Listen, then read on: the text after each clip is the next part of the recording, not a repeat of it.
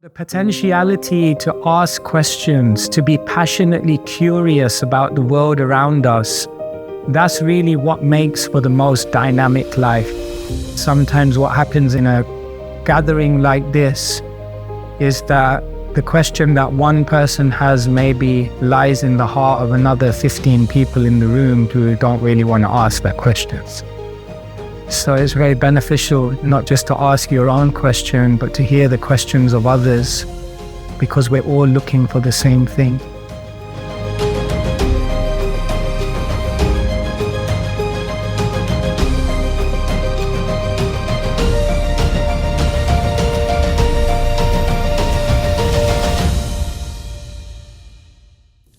The Vedic literatures are vast. They're Sanskrit books and they contain hundreds and thousands and, dare I say, millions of verses of wisdom.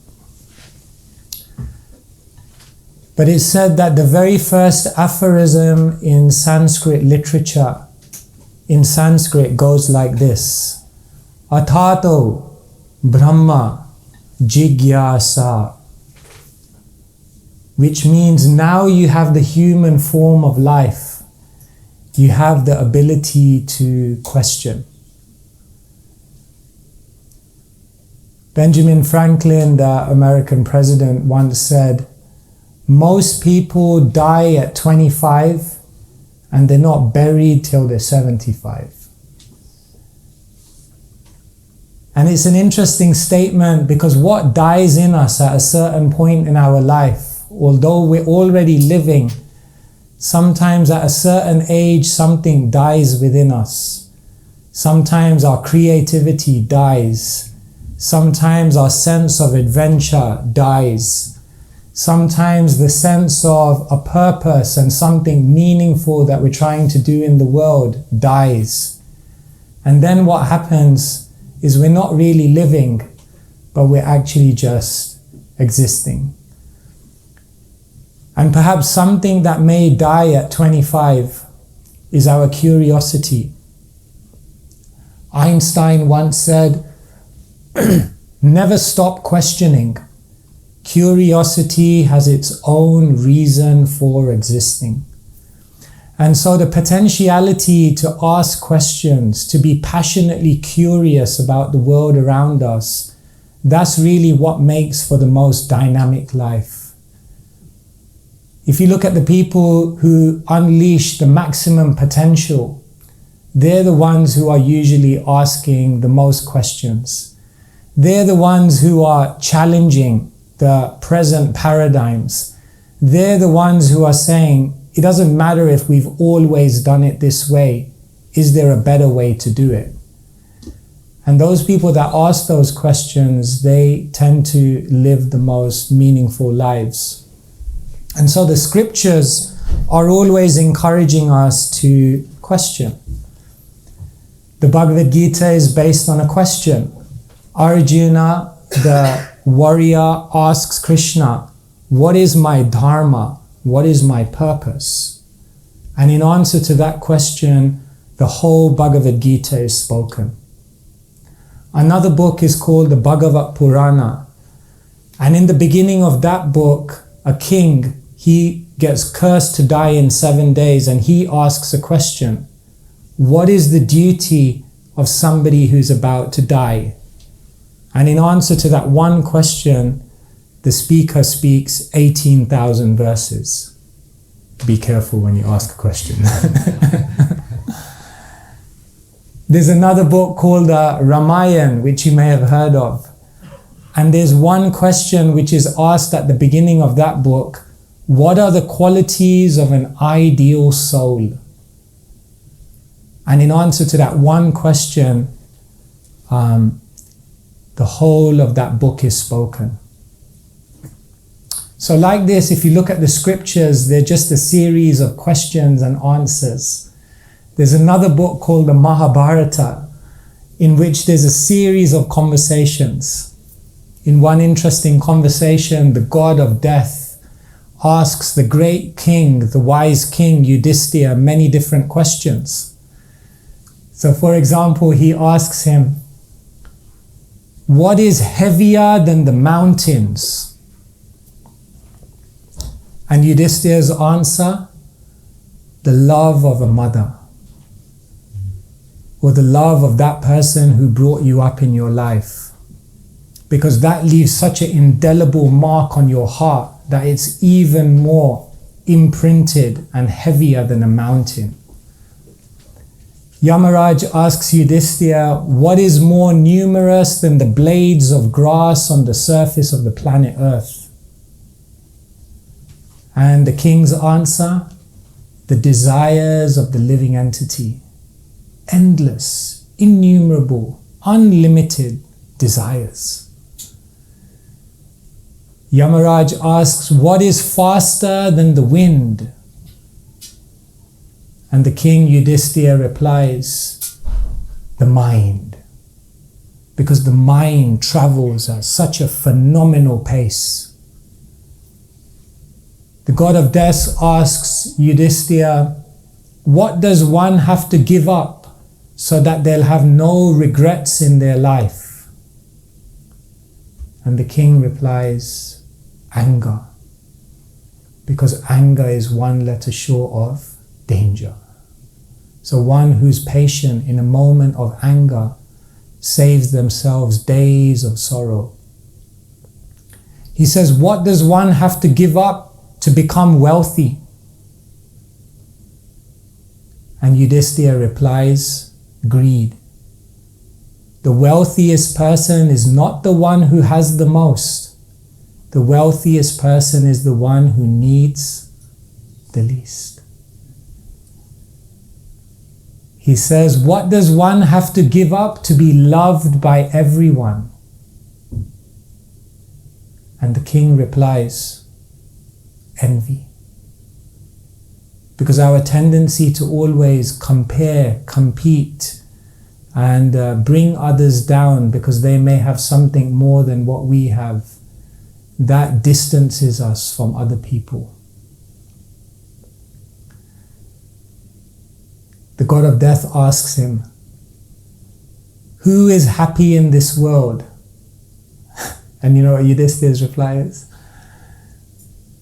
He says, one is happy if they eat food cooked at home, they don't have to travel far away to earn a living, and they have no debts. It's a good prediction of the future state of civilization. Who in this world can say they eat food cooked at home? Yeah, Studio 108. That's okay. But generally we don't. But food cooked at home is actually a great luxury. Who can say that they don't have to travel miles to go to work? Of course now everyone works from home. And who can say they live without debts? Nowadays, by the time you graduate, you're already £60,000 in debt. Therefore, you always have this cloud hanging over you. The simple things. The god of death asks Yudhishthira, what is the most amazing thing in the world? And you know Yudhishthira's reply? In Sanskrit, he says, ahani ahani bhutani gachanti hayamalayam sheshastavaramicchanti kimascharya mata param. What is the most amazing thing in the world? The king replies, every single day people are dying. And the most amazing thing is, I think I'm going to live here forever. No one has an appointment in their diary, death. But time and tide waits for no person. So he says the most amazing thing in life is our obliviousness to the one thing that's going to happen for sure, which is that we're going to leave this world. So like this, all these questions and all these answers bring about such profound wisdom that helps us to live such meaningful lives, which helps us to live with clarity, which helps us to remember what's really important. Because what happens in life is that we begin walking through this world and our attention gets hijacked by 50 million things. And we end up forgetting what's really important. And so by asking questions and hearing the answers, what happens is it helps to bring life back into focus. And so much of spiritual culture is based on asking questions. So tonight we thought we'd give all of you an opportunity. No question is too silly or too controversial or too complicated, I hope. And I'll try my best to share with you some of my reflections on whatever you ask. And perhaps like this, sometimes what happens in a gathering like this is that the question that one person has maybe lies in the heart of another 15 people in the room who don't really want to ask that question. So it's very beneficial not just to ask your own question, but to hear the questions of others. Because actually, in our hearts, the same questions are resounding. Because we're all looking for the same thing. And therefore, our experience, our human experience in this world is not dissimilar. And so, if you listen attentively to everyone's questions, you may see that actually many of them are perhaps your questions as well. All right, so anyone wanna break the ice and kick us off? Okay, that was good. I didn't have to wait long. Thank you. You can tell us your name. Seven. My name is Seven. Thank you so much. Nice to meet you. I'm going to be cheeky and ask two. All right, we'll send you the bill later. I know. The second one kind of colors the first, so I'd love to learn a little bit more about your journey, the travels you've been on, places you've been, people you've learned from, things like that. So it's kind of a general learning a bit more about you question. And that's to color my main question, which is the second one, which is in your travels and in your experience, what is the biggest, most prevalent, ever-present question that you find people are asking themselves that they want the answer to? Wow. If I answer that question well enough, we can just end the session right there. That's like finished. Thank you so much. Such a wonderful question. And so yeah, as I was mentioning, the human condition wherever we go is not dissimilar. Sometimes we're in a session like this and people ask questions and we just have an answer and people are like, how did you answer that question on the spot? So, and I'm like, yeah, I just got asked it about 50 times already. I think the biggest thing, can I say two things? Two things that immediately come to my mind that people are always asking about and that I think 99.9% of us struggle with. One is the mind and things related to the mind. And the other one is love and relationships.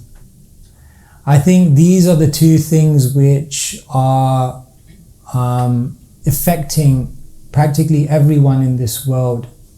One is the mind and the fact that we don't know how to deal with our own software of our existence, how we perceive things. How do we overcome distraction? How do we overcome negativity?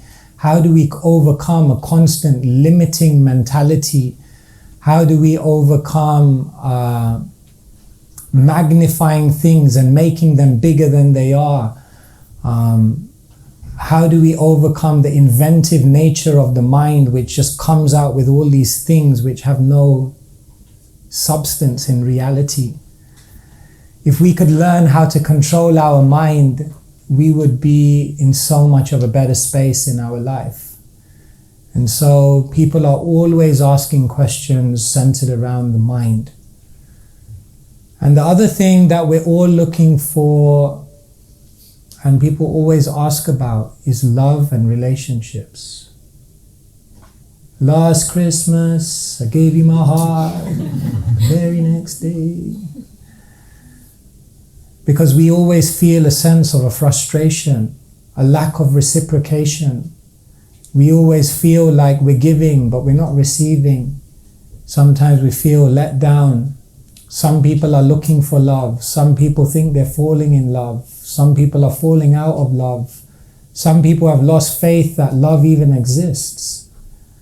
And therefore, love is something we're all looking for. It's funny, when I became a monk, I never thought I'd be talking about love as much as I do. But you know, it's very funny, like, that's ultimately what everyone looks for, even monks. We think of love as just romantic love, but love is something much deeper that pervades our entire life. And so people are struggling around love. So we often find ourselves talking about those things. So I would say those two things, the mind and love. And yeah, we have the opportunity to travel the world. When I was 21, I became a monk. That's nearly like 25 years ago. And I've always been a traveler, always moving. I find it incredibly educational just to go around and experience different cultures and learn from different people. And it's beautiful. I think you learn in books, but you realize from your observations of life. For example, I just love being at airports. I find airports a fascinating place because it's the only place in the world where you have a bunch of people who are so varied, who have nothing to do with each other, and who are like so diverse, all in the same place. And sometimes what I do is I go to an airport early, like 3 hours before my flight, and I just observe. I observe people. How do different people react to different things? How do they approach? And it's fascinating just to see how different cultures play out and the principles which people live by. So yeah, it's nice to be, and you have great conversations as well. It's like, recently I was on a flight to Stockholm. So I got on the flight, and as I sat down, there's always that moment where it's like, who's going to be sitting next to me? So I was sitting down, and then this older lady came and sat by, and she sat down, she looked at me and she said, "I'm a lawyer." And she said, and then there was no hello or nothing. She just sat down, she said, "I'm a lawyer." And she said, "I've seen your videos on Instagram. And I like some of them, but I don't agree with a lot of what you have to say." It's like, hey. I said, "You're a lawyer, it's your job to argue with people." Anyway, then we had a really good conversation, and she was very nice person.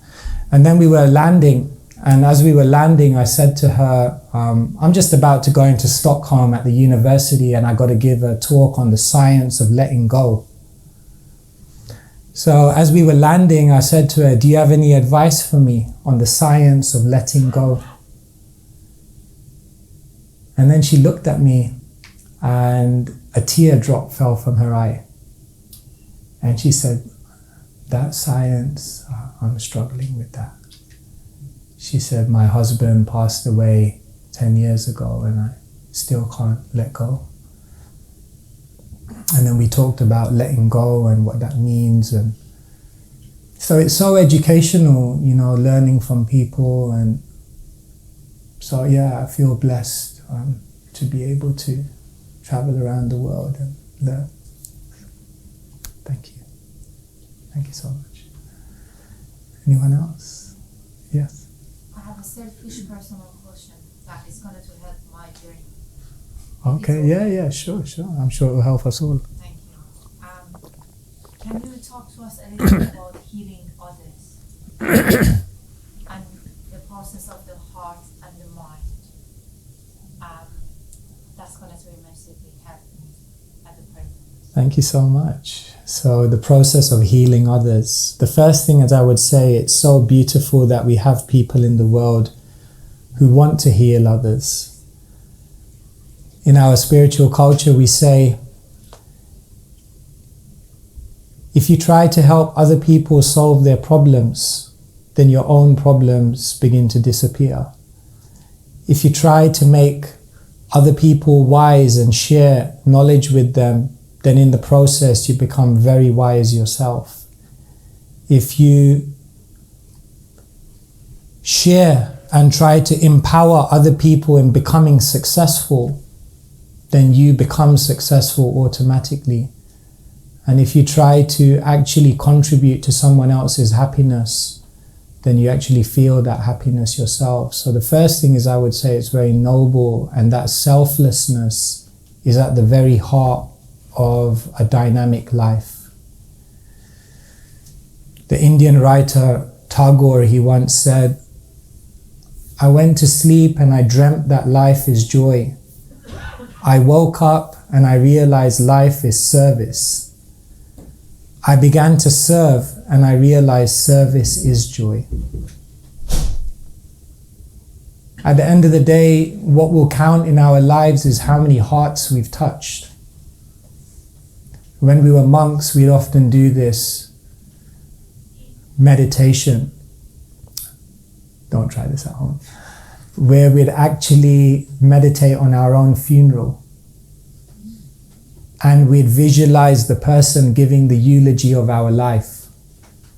And we'd write down in the meditation, how would I want to be remembered?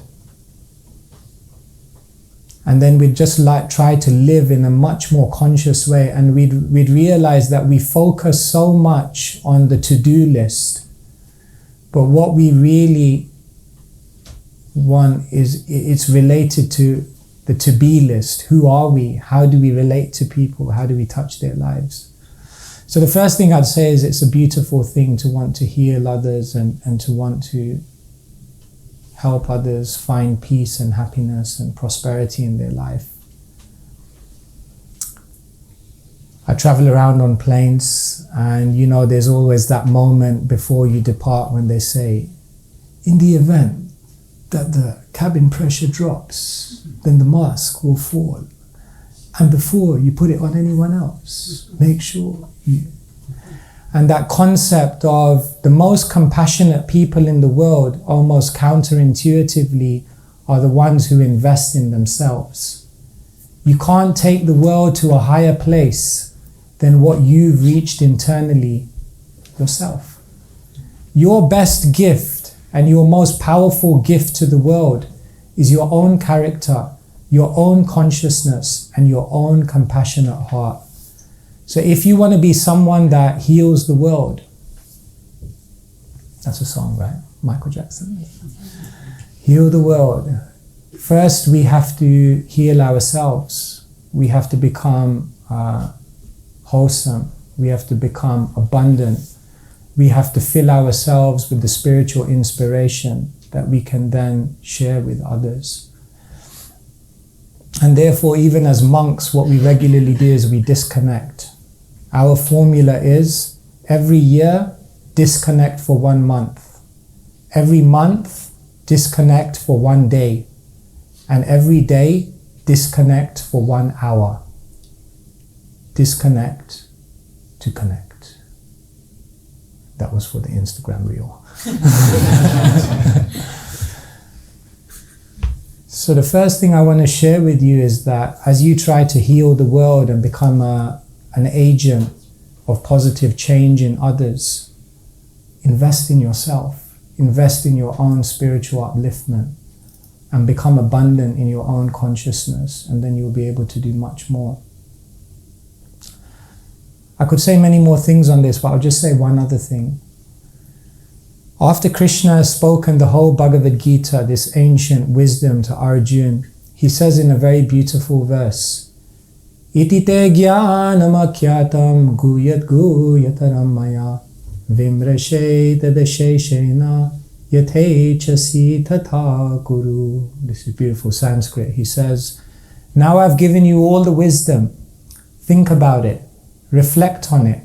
Introspect. And then do what you want to do. In other words, when we're trying to help others, we have to realize that you can take the horse to water, but you can't make it drink. And therefore, we should have no expectation. We should have no attachment. We should do our best, and then we should realize every soul is on their journey, and all I can do is try to help them. But in the final analysis, they have to do the work. And sometimes what happens is in the process of trying to help others, we take such a burden that I'm a failure, I'm not able to do it, why are they not changing? And we become overwhelmed. But just realize, I can only do my best, and then it's up to them. So much more to say on healing others, but these were some thoughts. I hope that helps. Thank you. Yeah, at the back. So, I've heard recently that in yogic culture, the mind is seen as part of a subtle body. Yeah. If I'm not wrong, as well as the intelligence and false ego. And so, I wonder about how best to understand the relationship of that subtle body to our true identity. Thank you so much. Yeah. So what's the Vedic or the Eastern conception of the mind? I could share that in many technical ways, but let me just share a metaphor that might help to make it clear. The mind is not alive. The mind is material. Okay? Think of the mind as software. You have hardware, so you have a keyboard and a monitor, and then you have the person behind the computer operating it, but it needs a software, it needs an interface, otherwise you can't do anything with it. So the person behind the computer is the soul, that's who we are. The computer, the keyboard, the monitor, that's the physical body. And the software, that's the mind.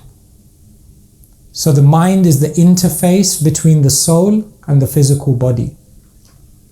And sometimes software gets viruses, which slow everything down. So that's what the mind is. And perhaps the best metaphor to understand the mind is think of the mind as an internet browser. An internet browser is not alive. Yet what the internet browser will do is it will come up with options, there will be pop-ups, they'll store what you've done in the past and then give you recommendations. But it's not alive. It's just a mechanical thing. So therefore, a browser has a home page, right? So in the same way, our mind has a home page. It has a default way of thinking. A browser has a history, right? So our mind also has a history of all the previous experiences that we've gone through. A browser has a favorites, right? So our mind also has a favorites, things that it clings to. A browser has an autocomplete, so that when you type www.a, boom. So similarly, the mind has an autocomplete. When it sees one thing, another 10 things naturally come as a consequence of seeing that one thing. Can you change the home page on a browser? Yeah. Can you delete the history on a browser? Yeah. Can you readjust the favorites on a browser? Yeah. Can you delete the cookies and the autocomplete on a browser? So in the same way, you can change the browser of the mind. But the world doesn't know this technology. The technology of how to configure the browser of your mind so that it can take you to the websites you want to go to instead of diverting you on 50 million other things that are not going to help you in your life. And so that's the science of spirituality. That's the science of the Vedas, to teach us how to deal with the subtle technology that drives our very experience of day-to-day reality. And that's what the mind is. I hope that helps. Thank you. Yes? Hi, if you could teach the entire world one lesson, what would it be? Okay, that's another one for an Instagram reel. If I could teach, that's a hook, right, on an Instagram reel.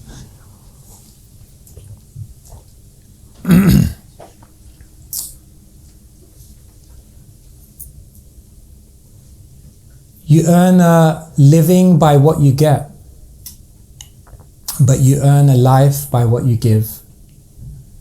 Contribution, selfless service, meaningful purpose for the benefit of others, and using your God-given talents, abilities, and aptitudes to make the world around you a more beautiful place. If we all would move in that direction, the world would be a much more beautiful place. Once there's a samurai tale that a student asked his teacher, what's the difference between hell and heaven?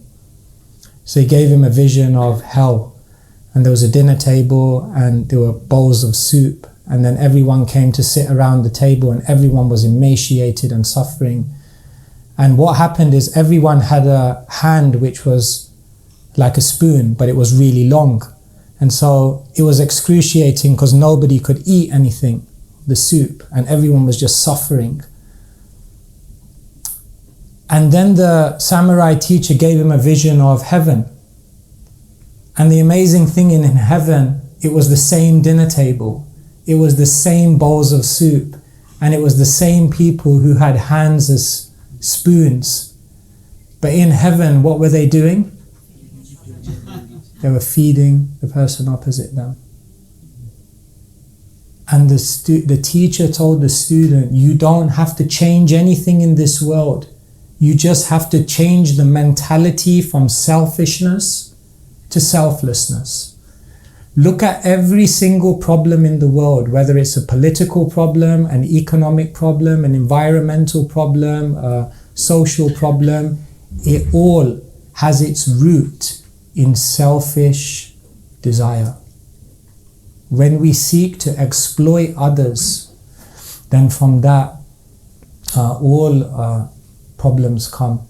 Therefore, Einstein said you can't solve the problems of the world with the same type of thinking that created them in the first place. And so that's what we're really trying to share with the world. A life based around selfless service, contribution. Thank you. Yes? What do you think is the correct way to get to the human population to end the enslavement of animals, food, fur, furniture, etc.? What do you think is the right way to... How do we educate the world in that? To stop it is... Yeah. In the Bhagavad Gita, Krishna is sharing wisdom with Arjuna. And the very first piece of wisdom that he shares is about identity. And he says, we're not these bodies, but we're all spiritual beings. We're spiritual beings. Every single thing which is living is spiritual. A tree is a soul. An animal is a soul. A human is a soul. And therefore, the only way in which we can really go in a direction where people will begin to respect all life is when we understand that all life is spiritual. While we see other beings simply as matter, you see, the first step to exploiting something is to depersonalize it. When we depersonalize the environment, then the next thing is we're going to exploit the environment. But in Vedic teachings, the environment is spiritual. It's alive. Trees are alive. They're a soul. Therefore, how can you exploit the environment? How can you exploit animals? Nobody would eat meat if they had to actually go and kill the animal themselves. Who would do that? We just don't do that. Therefore, to share with the world the spiritual essence of everything around us. Like I studied at UCL. So I remember once I came from the temple, so I was going to university. And I got to university and it was the Stop the War Coalition. So they had a table. So someone kind of like jumped out. He nearly rugby tackled me actually. And he said like, stop, we're having a demonstration. Thousands of people are dying.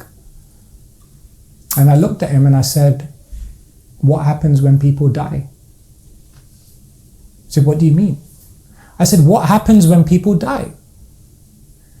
So he wasn't expecting that question. So he said, well, we're just chemicals. We just go back into the earth.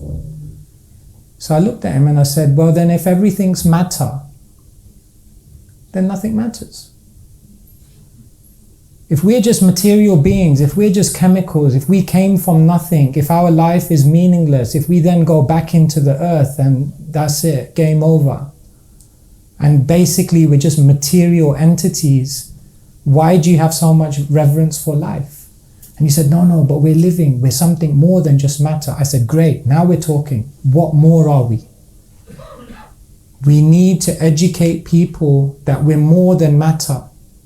And when we educate people that we're more than matter, then the natural compassion, care, sensitivity will automatically come in. But if you try to create non-exploitation without teaching people about the spiritual essence and identity, that kind of effort won't last and go very deep. So the deepest way to create a non-violent world is to teach people that there's a spiritual essence in everything and therefore it must be respected. Does that make sense? Yeah, because I like the fact you touched on not killing, even just killing people. It's wrong, Yeah. but we do it. You know? Yeah, definitely. It's such a violent world that we live in, and it goes on. If you exploit the environment, it's only one step more to then exploit the animals. And if you exploit the animals, it's only one step more to exploiting your own fellow human beings.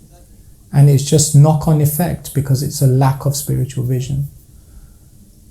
Thank you. Yes? I have a question.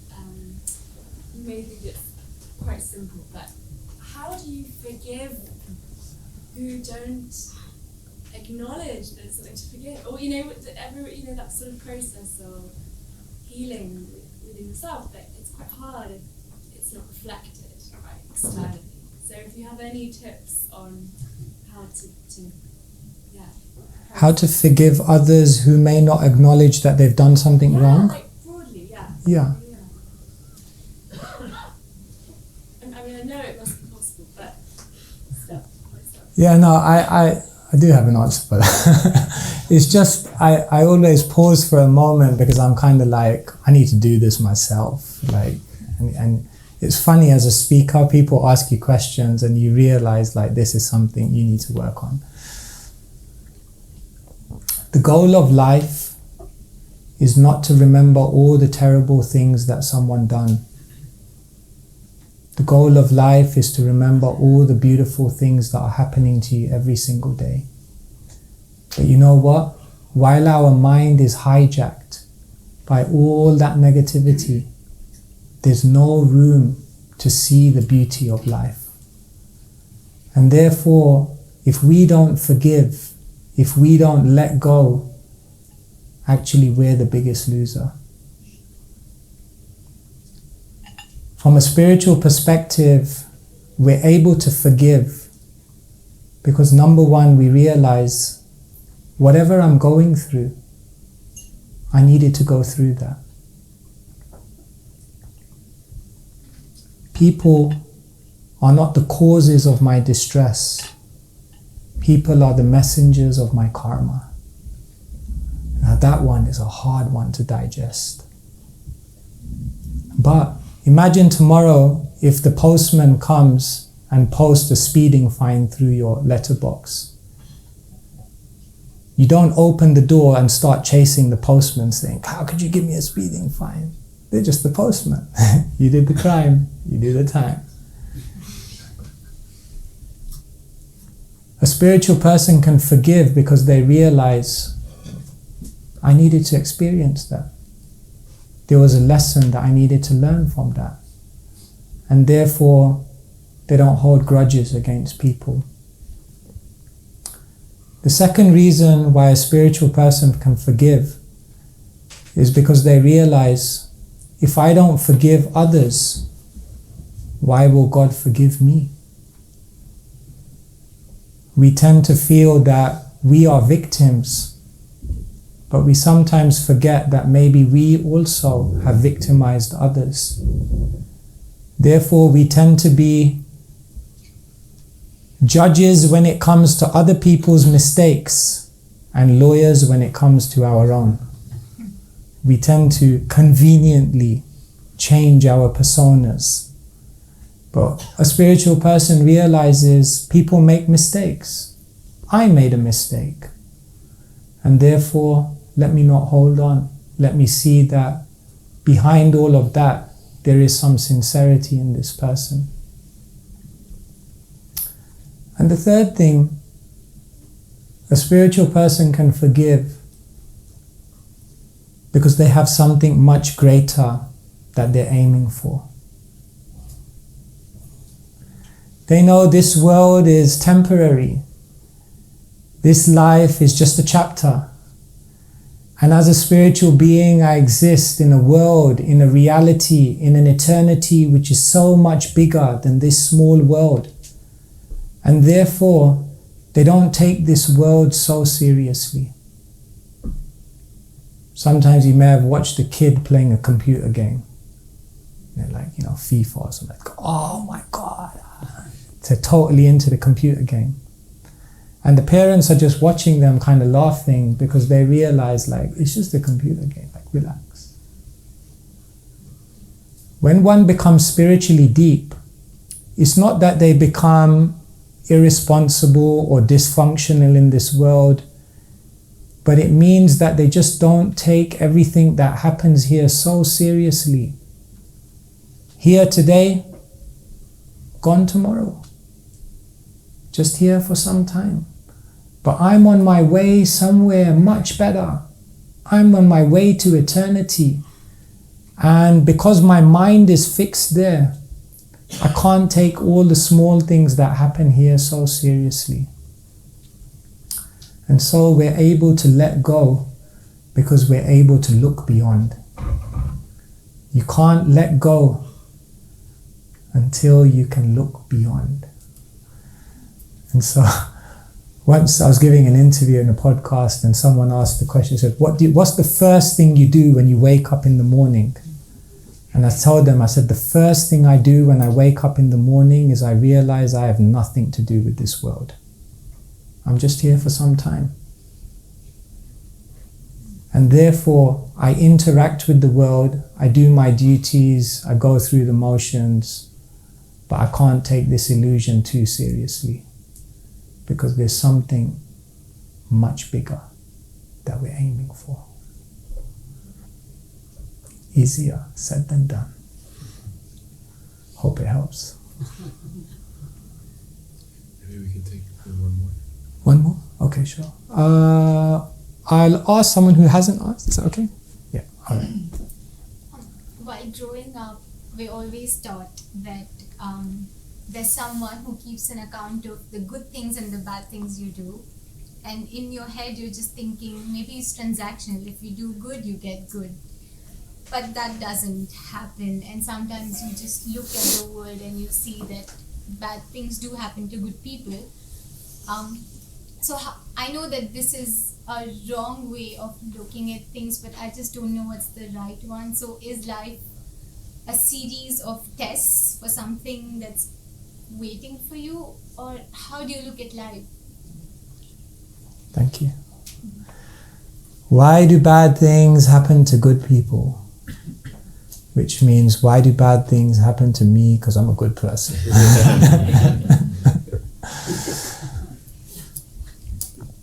See, the question itself, in one sense, doesn't make sense.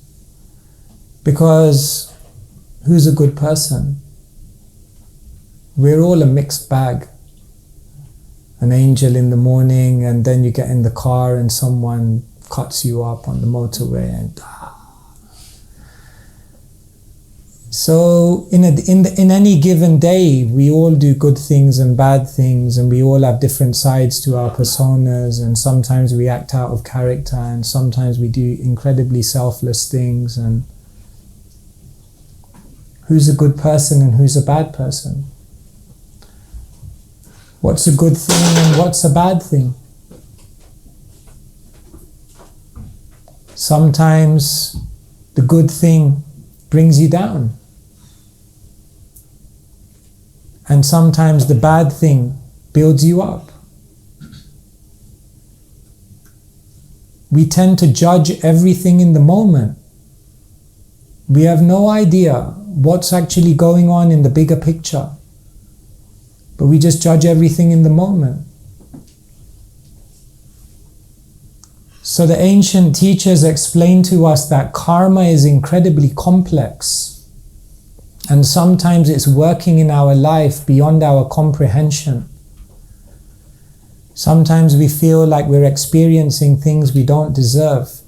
Sometimes we feel it's disproportionate.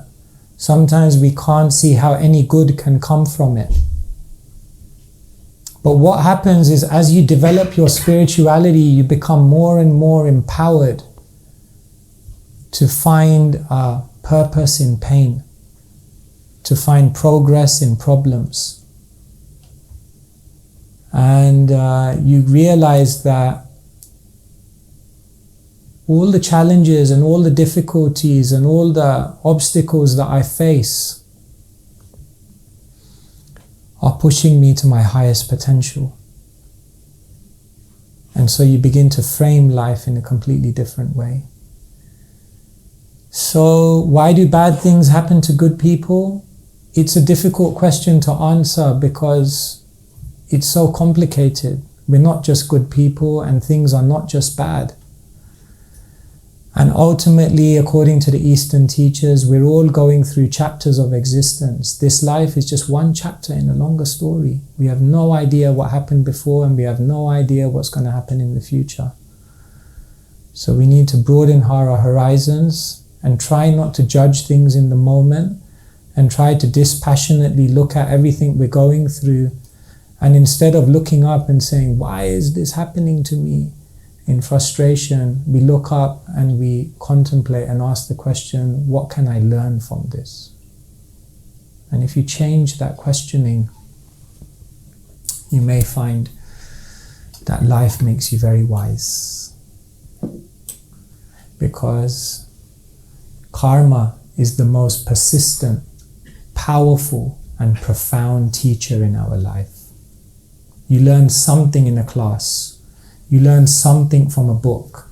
You learn something from a teacher. But there's no teacher like karma. But it means we have to be empowered to decode karma and draw the lessons. And that's what spirituality is about. All right. Thank you so much, everyone, for your attention, for your presence, for wonderful questions. Appreciate it.